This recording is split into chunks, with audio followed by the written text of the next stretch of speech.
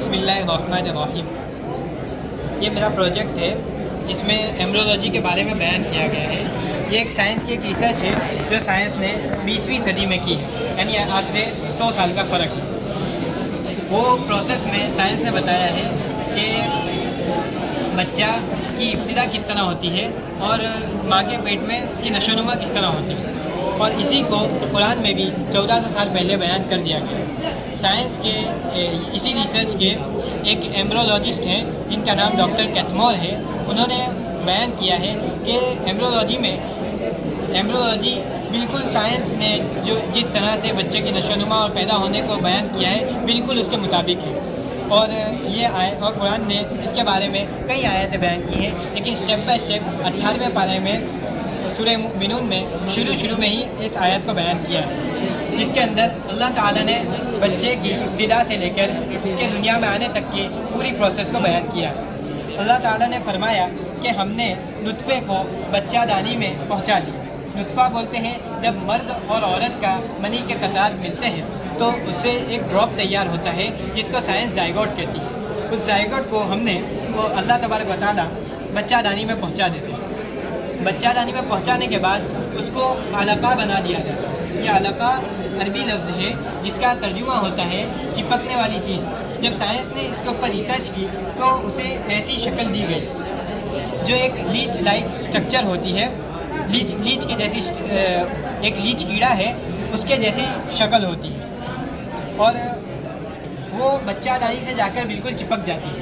اس کے بعد اس کی بچے کی نشو و نما شروع ہوتی ہے، اور نشو و نما شروع ہونے کے بعد اس کو مضغہ بنا دیا جاتا ہے۔ اس کا اگلا اسٹیپ مضغہ کہتے ہیں کہ چبایا ہوا گوشت۔ تو سائنس نے جب ریسرچ کی تو اسے معلوم ہوا کہ جب کچے گوشت کو چبایا جاتا ہے تو اس کی جو شکل ہوتی ہے ویسی شکل بچے کی ہو جاتی ہے، جس کو قرآن نے مضغہ کے لفظ سے تعبیر کیا۔ اس کے بعد اللہ تبارک و تعالیٰ نے فرمایا کہ اس کو ہڈیوں کا ایک ڈھانچہ تیار کیا جاتا ہے، اور ہڈیوں کے ڈھانچے کے تیار کرنے کے بعد پھر اس پر گوشت کو چڑھا دیا جاتا ہے۔ یہاں تک ایمبریولوجی کو بیان کیا جاتا ہے۔ اس کے بعد اللہ تبارک و تعالیٰ فرماتے ہیں کہ ہم نے اس کو ایک نئی شکل دی، اور نئی شکل دینے کے بعد اس پہ روح پھونکی، اس کے بعد وہ دنیا میں آتا ہے۔ اتنا اللہ تبارک و تعالیٰ نے قرآن میں فرمایا، اور ایمبریولوجی میں بھی وہی فرمایا گیا ہے۔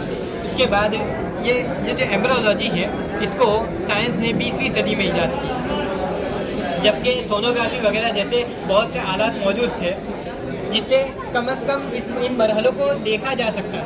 اور یہ ایسی چیز ہے جو 3 دیواروں کے اندر ہوتی ہے۔ جو بھی اللہ تبارک و تعالیٰ نے فرمایا ہے کہ ہم نے بچے کی جو نشو و نما ہے اس کو 3 دیواروں کے اندر کی ہے۔ سب سے پہلا تو جو وہاں پر فوٹو بھی دیا گیا ہے پہلا وائٹ کلر کا، اس کے اندر بتایا گیا ہے کہ سب سے پہلا ماں کا پیٹ ہوتا ہے، اس کے بعد رحم کی دیوار ہوتی ہے، اس کے بعد جھلی ہوتی ہے، جس کو یہ 3 چیزوں کے اندر بچہ نشو و نما پاتا ہے۔ تو اس چیز کو تبھی بتایا جا سکتا ہے یا تو اس چیز کو دیکھا ہو یا اس چیز کو کیا ہو، ورنہ ان چیزوں کو بتانا ممکن نہیں۔